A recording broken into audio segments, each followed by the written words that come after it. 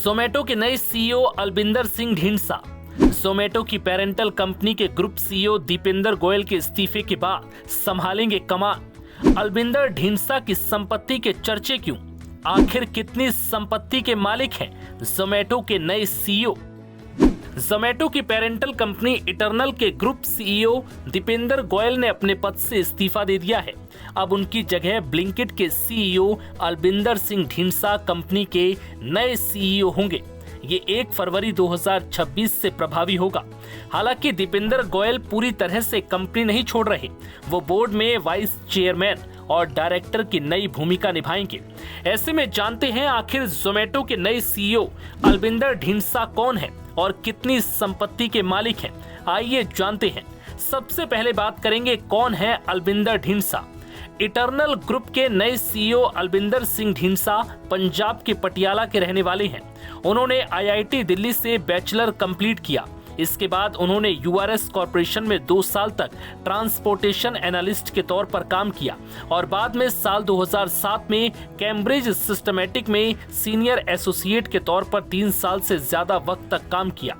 मई 2010 में Albinder Dhindsa United states की Colombia university में बिजनेस एडमिनिस्ट्रेशन में मास्टर डिग्री हासिल करने गए। एमबीए करते समय उन्होंने यूबीएस इन्वेस्टमेंट बैंक में भी एसोसिएट के तौर पर काम किया। हालांकि अमेरिका से लौटने के बाद कुछ साल तक अलबिंदर ढींडसा ने जोमैटो में इंटरनेशनल ऑपरेशंस के नए हेड के तौर पर काम किया। इस दौरान वो अपने नए आइडिया पर काम कर रहे थे। फिर साल 2013 में उन्होंने सौरभ कुमार के साथ मिलकर ग्रोफर्स की शुरुआत की।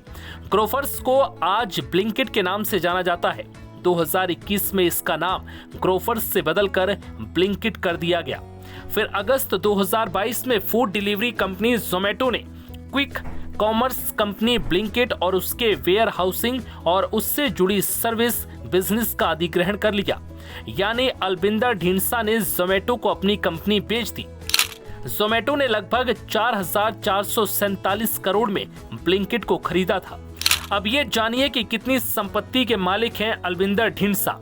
रिपोर्ट्स के मुताबिक अलबिंदर ढींडसा की अनुमानित नेटवर्थ लगभग 1.1 बिलियन अमेरिकी डॉलर है। भारतीय रुपयों में बात करें तो लगभग 10,000 करोड़ रुपए। वहीं इस पद से इस्तीफा देने वाले दीपेंद्र गोयल की बात करें तो उनकी नेटवर्थ 1.7 बिलियन डॉलर है। यानी भारतीय रुपयों में बात करें तो करीब 15,000 करोड़ रुपए। अब ये समझिए कि दीपेंद्र गोयल ने इस्तीफा क्यों दिया। दीपेंद्र गोयल ने अपने इस्तीफे की वजह भी विस्तार से बताई। उन्होंने बताया कि हाल के समय में वो कुछ ऐसे आइडियाज पर काम करना चाहते हैं जिनमें ज्यादा जोखिम, प्रयोग और खोज शामिल है।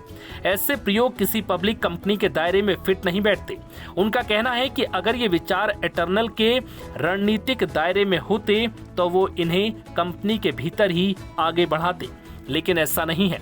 ऐसे में ये जरूरी था कि इटर्नल पूरी तरह फोकस्ड और डिसिप्लिन रहे। बता दें कि ये बदलाव ऐसे वक्त पर हुआ है जब इटर्नल ने अपनी तीसरी तिमाही के नतीजों में सालाना आधार पर 73% की बढ़त दर्ज की है, जो कंपनी के क्विक कॉमर्स और फूड डिलीवरी बिजनेस की मजबूत पकड़ को दर्शाता है।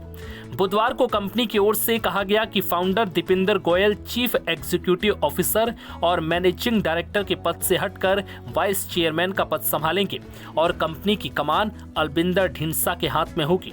वो इटर्नल ग्रुप के नए सीईओ की भूमिका में नजर आएंगे। नव भारत टाइम्स की रिपोर्ट।